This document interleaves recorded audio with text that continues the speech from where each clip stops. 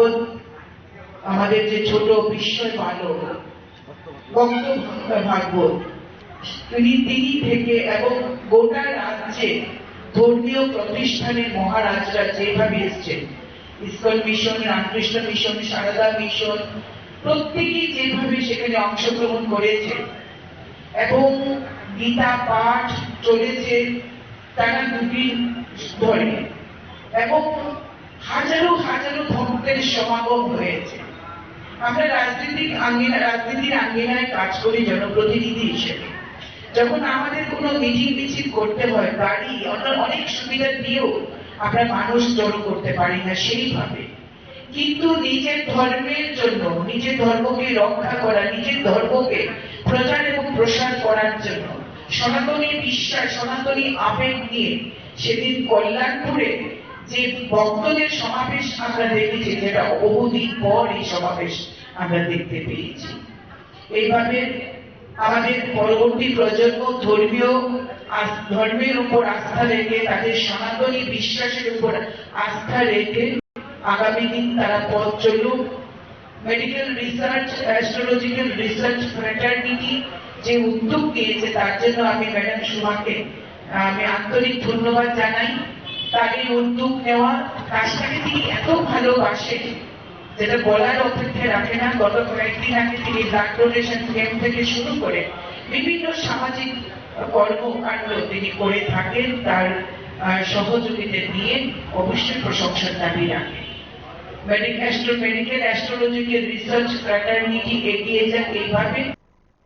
আজকে Agartala দুর্গাবাড়িতে medical astrology research ফ্র্যাটার্নিটির উদ্যোগে, বিশেষ করে ডক্টর সুমার ম্যাডামের উদ্যোগে যে নবগ্রহ পূজা আজকে দুর্গা মন্দিরে অনুষ্ঠিত হচ্ছে এবং গোটা রাজ্য থেকে যারা নবগ্রহ পূজা করবেন তারা আজকে এখানে সমবেত হয়েছেন এবং 9 জন পুরোহিত দিয়ে এই পূজা এখনই শুরু হতে যাচ্ছে।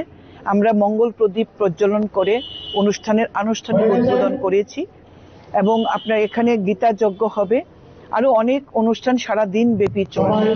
এটা আমাদের সনাতন ধর্মকে এগিয়ে নিয়ে যাওয়া, পাশাপাশি অ্যাস্ট্রোলজির সঙ্গে মেডিকেল সায়েন্সের যেটা সম্পর্ক রয়েছে এই সম্পর্কটা অত্যন্ত নিবিড় এবং অত্যন্ত গুরুত্বপূর্ণ। এই নিয়ে রিসার্চ চলছে এবং আমাদের সুমা ম্যাডাম অনেকগুলি বই এর উপরে লিখেছেন।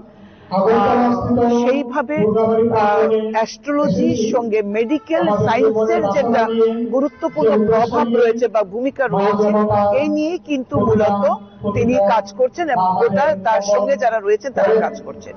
আজকে এখানে নবগ্রহ পূজা হবে এবং আমরা বিশ্বাস করি যে এই নবগ্রহ আমাদের জীবনে, আমাদের রাশির উপর, আমাদের নক্ষত্রের উপর, আমাদের অনেক কিছুর উপর প্রভাব বিস্তার করে। তো নবগ্রহ পূজা করবে, এই পূজার পর এখানে গীতা যজ্ঞ হবে এবং এই নিয়ে মেডিকেল অ্যাস্ট্রোলজি যে রিসার্চ ফ্র্যাটার্নিটি 3 বছর যাবত এই প্রোগ্রাম করছে।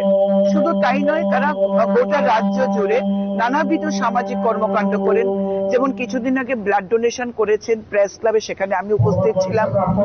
সেখানে তারা ছোট ছোট বাচ্চাদের বইপত্র প্রদান করেন, শীত বস্ত্র প্রদান করেন, দুস্থ মানুষের সাহায্যার্থে তাদের সীমিত ক্ষমতা নিয়ে তারা সেই কাজটা করছেন।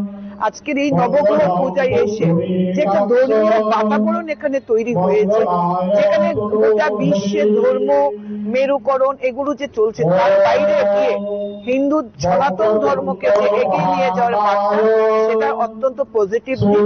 আমি এই রিসার্চ ফ্র্যাটার্নিটিকে সমর্থন করি এবং তাদের উত্তরোত্তর শ্রীবৃদ্ধি আমি কামনা করি।